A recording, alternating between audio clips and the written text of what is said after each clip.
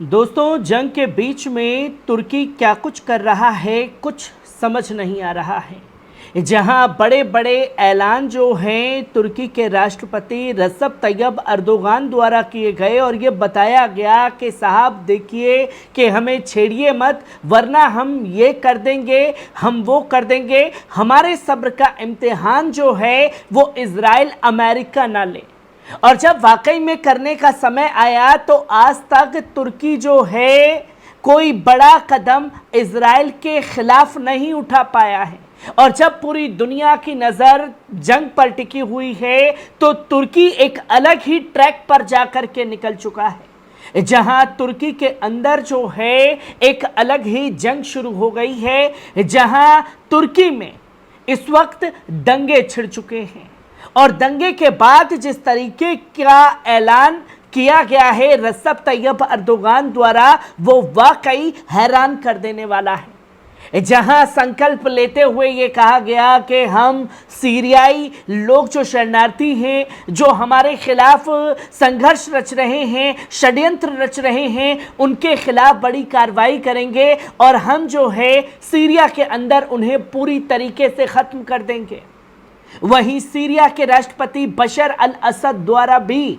एक बड़ा ऐलान कर दिया गया है कि अगर हमारे लोगों को टारगेट किया गया तो हम भी इस पर कड़ी कार्रवाई करने के लिए तैयार हैं। जहां जंग जो है वो इजराइल से चल रही है, यहां तुर्की के एक कदम से ये जंग तुर्की और सीरिया में तब्दील ना हो जाए, ये सबसे बड़ी चीज जो है वो खड़ी हो चुकी है। और किस तरीके से तुर्की के अंदर इस वक्त दंगे छिड़े हुए हैं, पहले इस वीडियो पर नजर डालिए।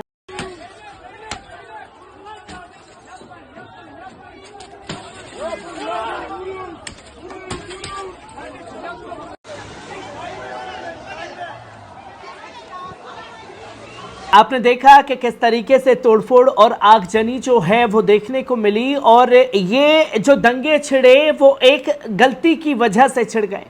जहां सीरियाई शरणार्थी के एक व्यक्ति ने तुर्की की एक 7 वर्षीय बच्ची के साथ में दुष्कर्म किया और उसके बाद देखते ही देखते ये आग जो है दंगे में तब्दील हो गई, जिसके बाद बड़े बड़े ऐलान जो हैं वो हर तरफ से जारी हैं, जो कि आप स्क्रीन पर साफ तौर पर देख सकते हैं कि तुर्की के राष्ट्रपति रजब तैयब अर्दोगान ने सोमवार को विपक्षी दलों पर जेनोफोबिया और नस्लवाद को बढ़ावा देने का आरोप लगाया है, जिसके एक दिन बाद मध्य तुर्की में एक पड़ोस के निवासियों ने सीरियाई स्वामित्व वाली दुकानों को आग के हवाले कर दिया, जिसके बाद मध्य काजसेरी प्रांत में मेलिकी काजी क्षेत्र में रविवार देर रात तक दंगे भड़कते रहे। ऐसी रिपोर्ट के बाद कि वहां एक सीरियाई शरणार्थी ने 7 वर्षीय सीरियाई लड़की का कथित तौर पर यौन उत्पीड़न किया। आक्रोशित निवासियों ने कारों को पलट दिया और दुकानों को आग के हवाले कर दिया। सीरियाई लोगों से वहां से चले जाने की अपील की गई। इसके आंतरिक मंत्री येरिलाकिया ने सोशल मीडिया प्लेटफॉर्म पर एक बात कही और लिखा कि हिंसा में शामिल होने के संदेह में कम से कम 67 लोगों को गिरफ्तार किया गया है। जहां सोमवार को एक टेलीविजन संबोधन में रजब तैयब अर्दोगान ने भी शरणार्थियों की वापसी की वकालत करने वाली विपक्षी पार्टियों पर हिंसा भड़काने का आरोप लगा दिया और एर्दोगन समाज में विदेशी लोगों के प्रति नफरत और शरणार्थी के प्रति नफरत को बढ़ावा देकर कुछ भी हासिल नहीं किया जा सकता। उन्होंने विपक्ष पर जहरीला प्रवचन करने का आरोप भी लगा दिया, जिसके बाद रजब तैयब अर्दोगान यही नहीं रुके। उन्होंने बड़ा ऐलान करते हुए साफ तौर पर कहा कि अपने सहयोगियों अमेरिका और इजराइल द्वारा समर्थित सीरियाई विद्रोहियों को कुचलने का फैसला कर लिया है और जिन लोगों ने अमेरिका इजराइल के हस्तक्षेप के साथ मिलकर के ये दंगे की आग भड़काने की कोशिश की है, उन्हें पूरी तरीके से कुचलने का काम किया जाएगा, चाहे वो तुर्की में हो चाहे वो सीरिया में हो। उनके खिलाफ कार्रवाई की जाएगी। और ये ऐलान करने के बाद तकरीबन तुर्की के F-16 विमानों ने विभिन्न हवाई अड्डों से उड़ान भरनी शुरू कर दी और उत्तरी सीरिया की ओर जाना शुरू कर दिया। ये जहां तुर्की समर्थित सीरियाई विद्रोही तुर्कों के खिलाफ संघर्ष कर रहे हैं, खासकर अफरीन शहर में ये पूरा का पूरा जो मामला है बढ़ता हुआ दिखाई दिया, जहां तुर्की की तरफ से कई एयर स्ट्राइक जो है वो की गई, जिसके बाद सवाल खड़े हुए कि जो पावर वो कुर्दों के खिलाफ दिखा रहे हैं, जो ताकत दिखा रहे हैं रजब तैयब अर्दोगान, और लोगों को ये बताने की कोशिश कर रहे हैं कि भाई जो कुर्द हैं वो अमेरिका इजराइल की कठपुतली बन करके हमारे खिलाफ षड्यंत्र रच रहे हैं, इसलिए हम जो है सबको कुचलने का काम करेंगे। पर ये चीजें तब जंग के दौरान क्यों नहीं दिखाई दे रही, ये ताकत उस दौरान क्यों नहीं दिखाई दे रही जब मजलूम फिलिस्तीनियों का नरसंहार किया जा रहा है,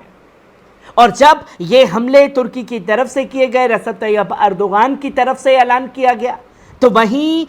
सीरिया के राष्ट्रपति बशर अल असद ने भी साफ तौर पर इस दंगों को लेकर के बड़ी बात कह दी। जहां तुर्की में दंगों और कब्जे वाले सीरिया में ISIS और तुर्की सैनिकों के बीच झड़पों की निगरानी कर रहे हैं, और ये साफ तौर पर बताया कि सीरिया का हर इंच नाटो की पकड़ से मुक्त होगा इंशाअल्लाह, और साथ ही साथ ये कहा कि अल्लाह मोमिनों की दुआ सुनता है। और ये साफ तौर पर सीरिया के राष्ट्रपति बशर अल असद द्वारा ये बयान भी दिया गया,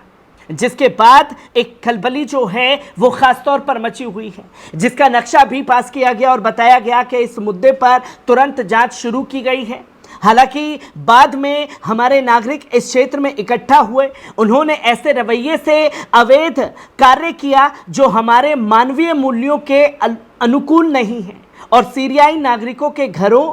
कार्यस्थलों और वाहनों को क्षतिग्रस्त किया। तुर्की के आंतरिक मंत्री अली ने भी कहा कि उन्होंने दर्जन लोगों को हिरासत में लिया है और भीड़ को सुबह के समय ही तितर बितर करने का काम किया गया। कायसेरी के स्थानीय गवर्नर ने लोगों को संयम और सामान्य ज्ञान के साथ शांति बनाए रखने की अपील की है। वहीं तुर्की के राष्ट्रपति रजब तैयब अर्दोगान ने घृणा की राजनीति को बढ़ावा देने वाले विपक्षी दलों को दोषी ठहराया है, जिनमें से कुछ ने अनुमानित 3.6 मिलियन सीरियाई लोगों को देश से निकालने पर सख्त रुख अपनाया हुआ है। एर्दोगन ने स्वयं बड़ी संख्या में सीरियाई लोगों के लिए स्वेच्छा से सीरिया लौटने के लिए परिस्थितियां बनाने का संकल्प लिया हुआ है, जिसकी तस्वीर लोगों के सामने आई है।